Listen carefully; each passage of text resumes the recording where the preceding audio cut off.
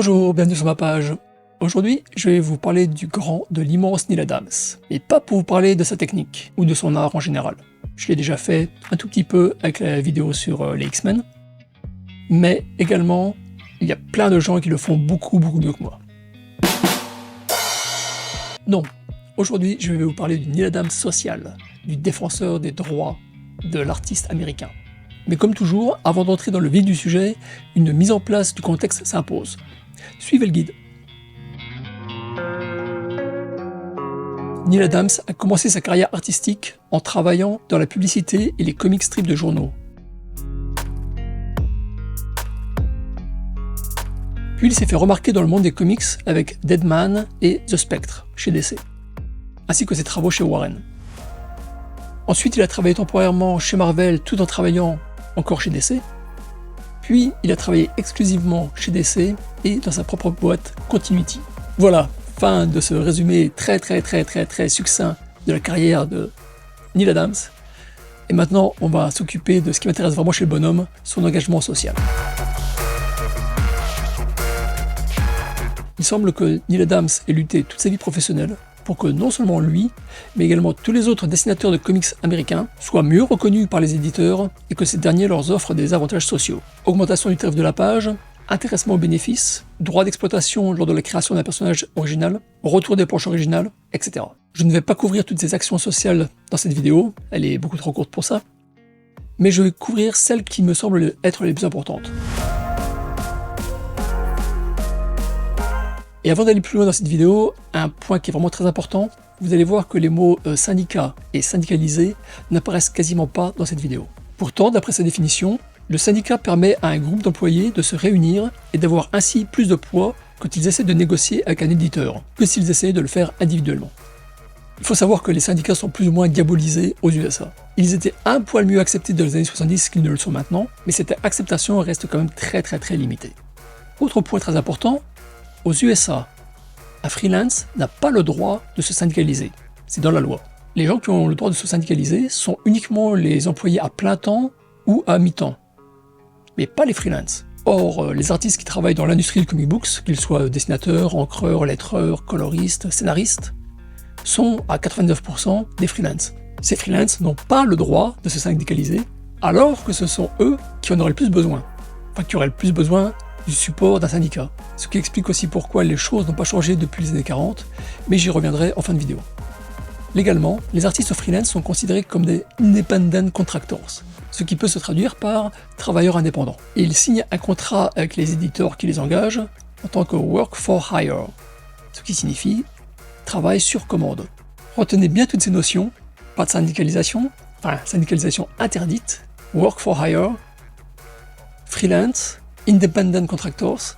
Retenez donc bien ces notions, car elles sont très importantes pour comprendre le combat mené par Neal Adams. Je pense que ce que Neal a fait pour Superman et ses créateurs, Jerry Siegel et Joe Shuster, est son fait d'armes social le plus célèbre. Jerry Siegel et Joe Shuster ont créé Superman pour DC en 1939 avec le succès que l'on connaît. Puis ils sont partis chacun de leur côté, essayant régulièrement d'obtenir une reconnaissance financière de leur création auprès de DC. Cela sera sans succès, et en plus, l'éditeur ira même jusqu'à supprimer le texte Superman créé par Siegel et Shuster dans le Comics Action 119 en 1948. Siegel retourna chez DC en tant que scénariste jusqu'en 1967, date à laquelle le copyright de Superman devait être renouvelé, et Siegel et Shuster voulaient le contester en justice. Apprenant cela, DC licencia Siegel préventivement de tous les comics Superman sur lesquels il travaillait. Shuster était légalement aveugle et il survivait dans une maison de retraite. Et Siegel, ne trouvant plus de travail en tant que scénariste, travaillait en tant que greffier du service public. Il était malade, sans le sou, et il passait ses journées à trier du courrier en essayant de ne pas devenir fou, d'après son propre aveu. Finalement, en 1975, Neal Adams eut gain de cause, et les deux artistes reçurent le crédit qui leur était dû, ainsi qu'une pension à vie, mais ce ne fut pas facile. Warner Bros, qui possède DC, dans un premier temps signala que, bien entendu, nous n'avons aucune raison légale de faire quoi que ce soit pour messieurs Siegel et Shuster. Et pour des raisons de morale et de compassion, ils pensaient faire un geste.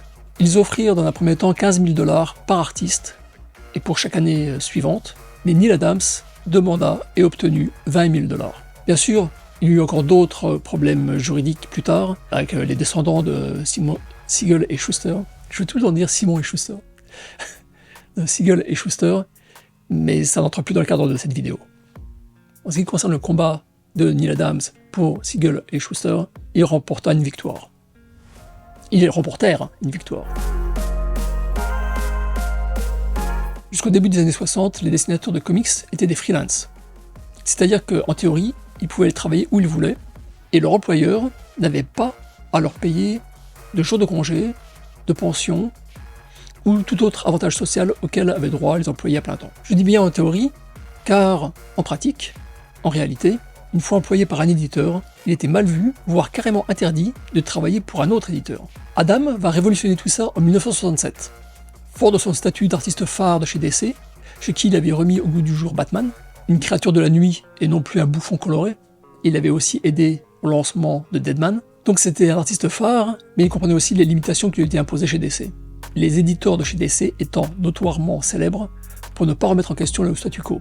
Si une formule fonctionne depuis des dizaines d'années, c'est la preuve qu'elle est efficace. Le résultat était des histoires solides, tant dans leur narration visuelle ou dans leur dessin que dans leur scénario, mais sans surprise et relativement ennuyeuse, ou en tout cas sans coup de théâtre. Adam voulait voir jusqu'où il pouvait pousser les limites du médium, et il savait que ce n'était pas chez DC qu'il pouvait le faire. Rester à la concurrence, et notoirement celle de Marvel, dont l'étoile commençait à éclipser celle de DC. Adam rencontra Stan Lee qui l'accueillit les bras ouverts, et lui proposa de travailler sur n'importe quelle série de son choix.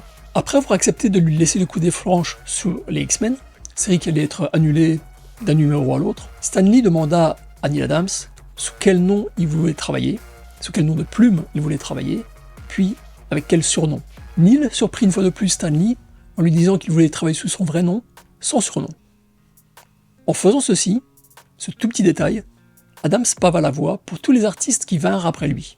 Artistes qui voulaient travailler pour plusieurs éditeurs à la fois, mais qui jusqu'à présent devaient se cacher, utilisant un nom de plume, comme Gene Colan utilisant le nom de Adam Austin quand il commença à travailler pour Marvel, alors qu'il était toujours sous contrat chez DC. Stan Lee et Carmine Infantino, respectivement les rédacteurs en chef de Marvel et DC dans les années 70, décidèrent de créer l'Academy of Comic Book Art, ACBA, avec Stan Lee et Neal Adams comme président et co-président. Mais ils avaient des vues diamétralement opposées sur son utilité. Stan Lee voulait en faire une copie de l'Academy of Motion Pictures and Science, avec remise de trophées, tapis rouge, invités célèbres, galas, afin de montrer combien les comics étaient sophistiqués et à la mode. A contrario, Adams voulait se servir de cette tribune pour améliorer le sort des artistes, estimant que l'ACBA leur donnait une voix commune pour exprimer leurs griefs.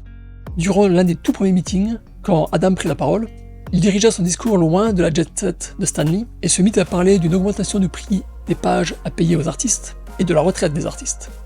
Un Stan Lee éberlué prit la porte et raconta beaucoup plus tard en 1988 « Je n'étais pas intéressé par la création d'un syndicat, alors je suis parti ».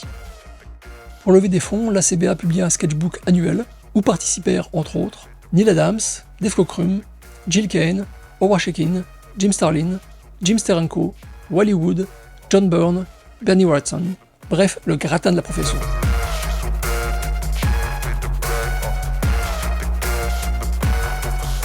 Deux fois par mois, l'ACBA publia une newsletter, la dernière en date étant publiée en 1974.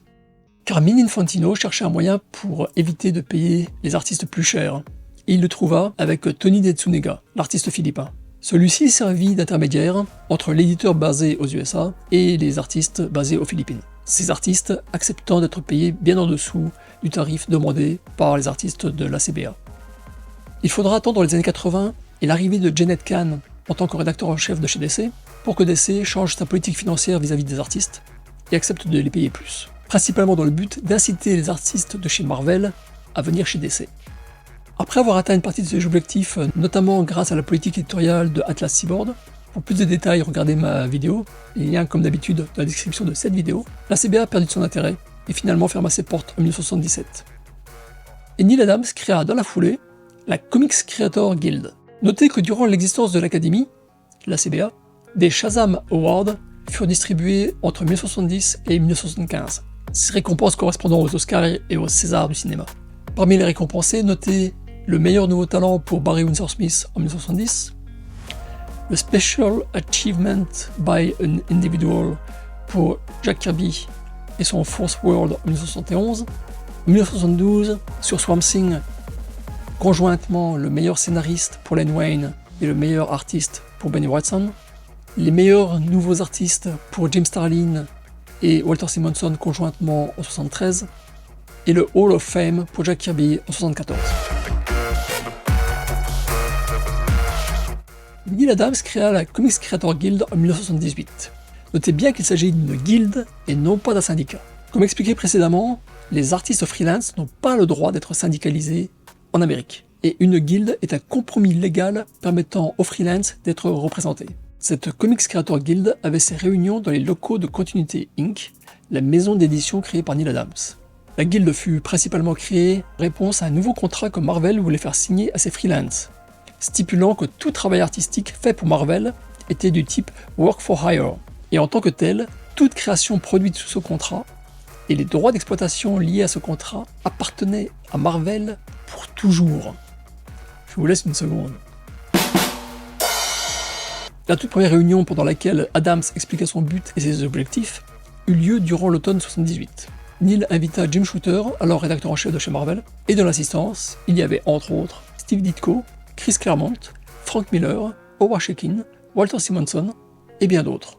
Adams proposa de faire payer par les éditeurs $300 par page, alors que les tarifs à l'époque étaient de moins de $100 par page. Shooter répliqua que si Marvel avait les moyens financiers de payer ce genre de tarifs, ce qui n'était pas le cas, alors certainement Marvel embaucherait et paierait Neal Adams ce tarif, mais pas de très nombreux artistes présents dans la salle.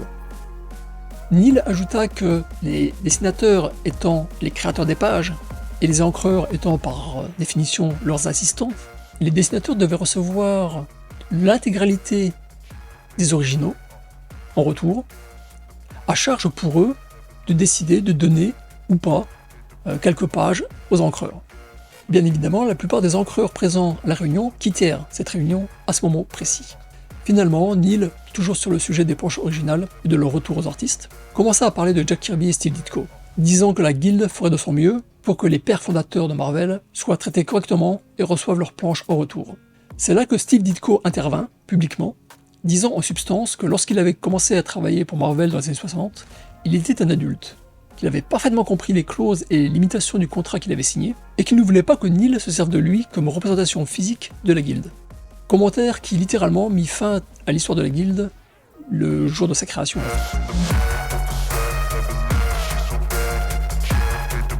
Moins célèbre que son aide apportée au créateur de Superman, Neal Adams s'est également battu pour que les peintures de l'artiste juive Dina Babbitt lui soient retournées par le musée d'Auschwitz. Lorsque sa mère fut déportée à Auschwitz, Dina, qui étudiait l'art à l'école, insista du haut de ses 17 ans pour l'accompagner. Elle se mit ensuite à dessiner sur les murs des baraquements des représentations de Blanche-Neige et les Sept Nains, afin d'alléger le calvaire des enfants du camp. C'est là que Joseph Mengele, le tristement célèbre ange de la mort, comme il a été surnommé, remarqua ses peintures et exigea qu'elle peigne pour lui. Dina accepta sous la condition que sa mère soit gardée en vie. Elle peignit très lentement jusqu'à la fin de la guerre, et émigra ensuite avec sa mère en Amérique, où elle épousa Arthur Babbitt, l'artiste qui anima l'un des Sept Nains dans Blanche-Neige et les Sept Nains de Walt Disney. 44 ans plus tard, en 1973, le musée d'Auschwitz lui demanda de venir authentifier cette peinture, des portraits en la possession du musée. Il s'agissait des peintures faites pendant son internement. Lorsqu'elle demanda au musée la restitution de ces peintures, le musée refusa sous prétexte que ces peintures appartenaient au musée. Adams utilisa un texte de Raphaël Madoff pour créer 6 pages d'illustrations ancrées par Joe Kubert afin de documenter la vie de Dina.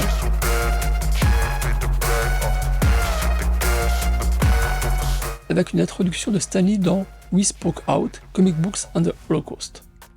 Malgré les efforts de Neal Adams et de beaucoup d'autres personnes, Dina mourut en 2009 sans que ses peintures lui soient restituées.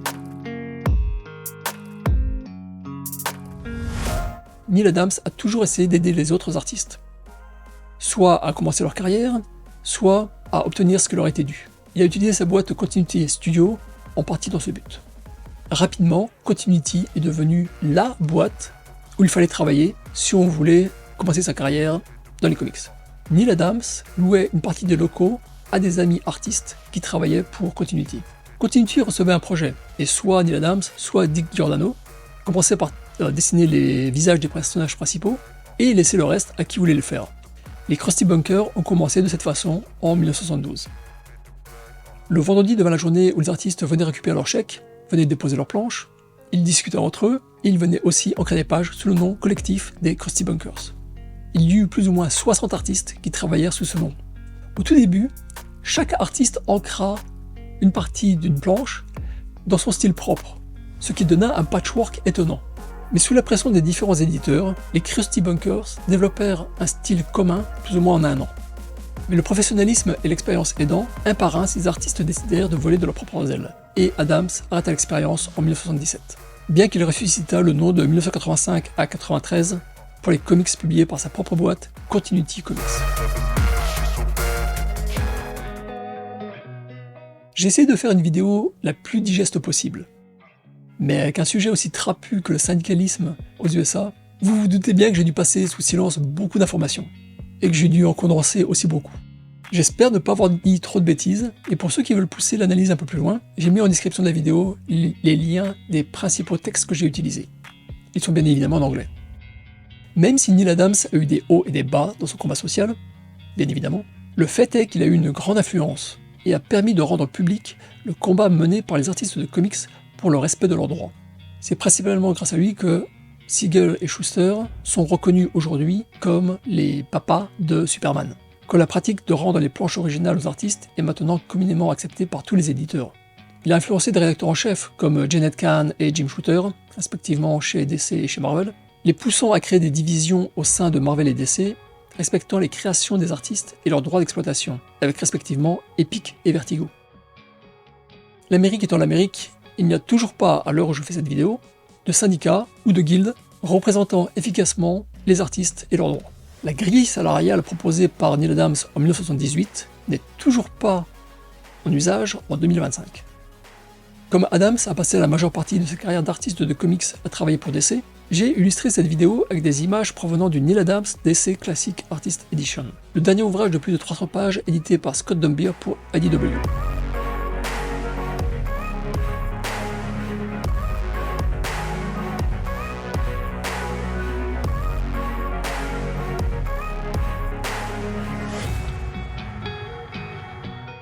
Notez que Dumbier a commencé à travailler pour un ouvrage du même type, mais cette fois concernant les publications de Neal Adams chez Marvel, pour sa propre boîte, Act 4. Dès qu'on en saura plus à ce sujet, faites-moi confiance, je vous tiendrai au courant. C'est la fin de cette vidéo, je vous laisse avec les recommandations habituelles. Merci de soutenir mon travail avec un pouce bleu, un commentaire, abonnez-vous, partagez la vidéo, retrouvez-moi sur les réseaux sociaux, Instagram, Facebook, l'onglet communauté de la page YouTube. Lisez plein de comics avec une dimension sociale et je vous dis à très bientôt. Ciao ciao.